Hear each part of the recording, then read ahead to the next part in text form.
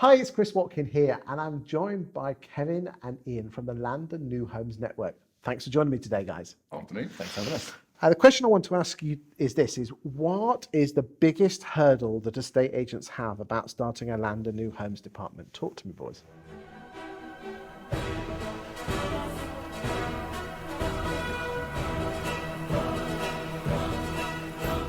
Well, in simple terms, I think that for most agents, there is this perception that they don't have the time or resources to attack it. Mainly because if they're trying to have to then pull a negotiator or a lister away from their core side of the business, that'd be probably number one. Okay, what else? I think a lot of it goes down to that planning, really, Chris. So we work closely with a number of agents to kind of really impart almost sort of 30, 60, 90-day plans to make sure that they're going after the right things at the right time and with the right people. But it could almost be 30 weeks, 60 weeks, 90 weeks, because again, I know we're going to do a separate video on how to find land, because they say that's the key. Yeah. But the problem I found when I was doing new homes was it always used to do the deal, it took forever to do.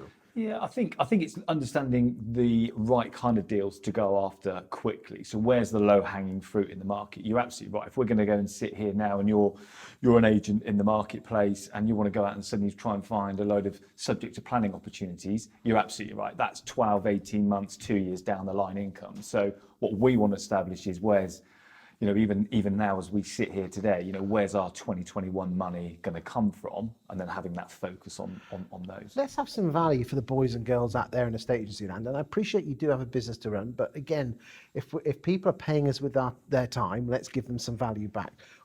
Give me some rough, what could agents be doing today in September 2021, October 2021 to get some listings now? Because let's be honest, listings are really hard work at the moment. I think you'd be surprised at how much stock there is still available. So there's in new homes? Yeah, there's a real stock. Not say a stock build up. There is a lot of stock out there, some of which has been on the market for quite a while.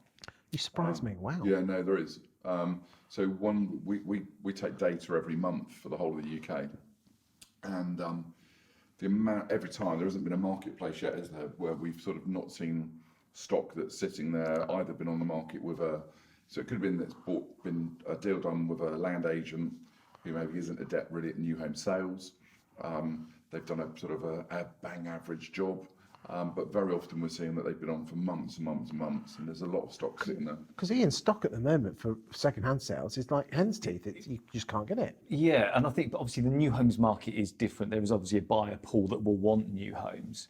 And I think one of the things that we do see in terms of monitoring that data that Kevin spoke about is then the number of actual reductions. So it never ceases to amaze us. So we track that data every single month. When we then filter that and say, well, show me everything that's been reduced in this market over that period. And this is new homes reduced. New homes reduction. So if you're not selling in the market, I think everybody would admit has been and is pretty hot as it's ever been. So if they're not reducing it, then two things are clearly wrong there. One, your price is wrong, or two, your marketing isn't strong enough. And obviously with new homes, all that stock has to be sold. So none of it's going to come off or wait for a different time. So it's about then engaging with those house builders that have got that stock. But I think some of that stock gets sort of left behind or gets forgotten about, which sounds a bit ironic, really. How could you sort of leave the stock behind? But one of the things we tend to find quite often, you'll see on Rightmove where they're still using a CGI image when it's been stock, so a build finish unit for months and months.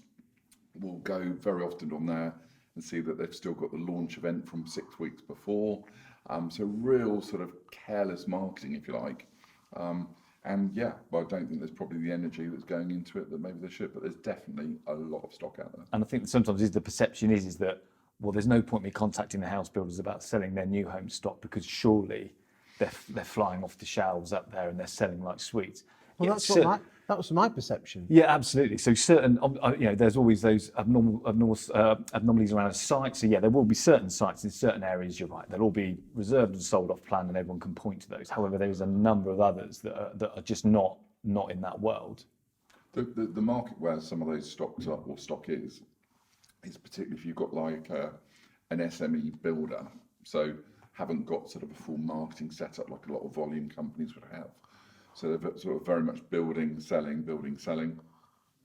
we really see very often that some of those guys are very hands on the tools or getting the job done or whatever, but actually not checking back. So these small to medium small enterprise to medium, yeah. builders, they're very good at bricklaying. They probably bought a bit of land, but they're really rubbish at marketing. Yeah, and then you're then in the hands of what the agent's marketing endeavours are to actually shift that property. And let's be honest, don't get me wrong, I love a virtual photo like the rest of them, but there's nothing like a good photo. And again, sometimes new home sites, they, especially if they're being built and there's no grass and there's no show home, they can look a little bit, can't they? Yeah, I think certainly when we talk to a lot of the buyers as well, is that the CGIs are great, and obviously you can get some phenomenal ones, but equally you can get some unbelievably poor ones, which that we'll see on Rightmove. But people like to see I like to be able to see it's a product, that it's real, that I want to touch it. So really the biggest takeaway from the last couple of minutes is go and ask, but who should they go and ask? The house builders. So What about the person? I mean, is a small to medium builder going to have a site person on site? Do you think? Probably not. it can be as simple as that. So very often the amount of agents we talk to that haven't even gone and got their shoes dirty walking on site, sometimes that is the most easiest win to go and have. However, just quickly to track back, tracking the owners of these sites is really easy. What, good old fashioned find out the name of the limited company, go onto company's house and then go and find them? Pretty much in LinkedIn. But that's so easy.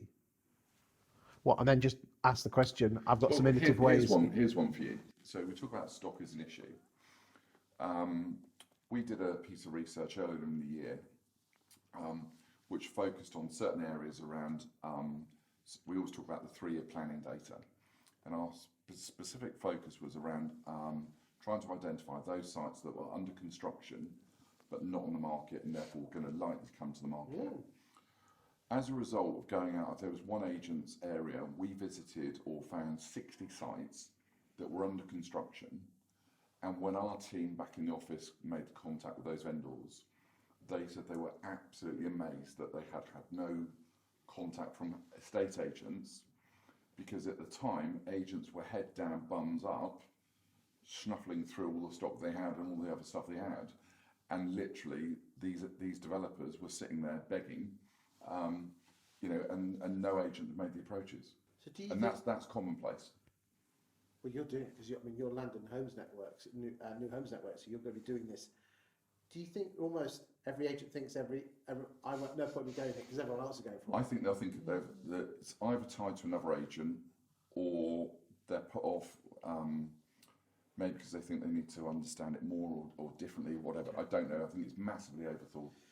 Okay, I mean, you're not here as a promo for the London New Homes Network, but how do agents get more information from you guys? What can you do to help agents? I think from our point of view, Chris, we're happy to provide any agent, as long as they're an independent agent in a territory that we don't have a member. We are very happy to share data with anyone, free of charge, no obligation, and we'll give them some pointers for how to go about it. Guys, boys and girls out there in the estate agency land, I've known Kevin for a number of years, and he's a man of his word. Check him out. I mean, anytime I have a query on new owners, I throw them his way, and I've never had a bad word back. In fact, I only have good ones. So, just speak with Kevin, speak with Ian, find out what they're about. Their website is it lnhnetwork.co.uk? Correct. Yep. Check them out. I think you'll love it to bits. Thanks for your time today. Cheers, Chris.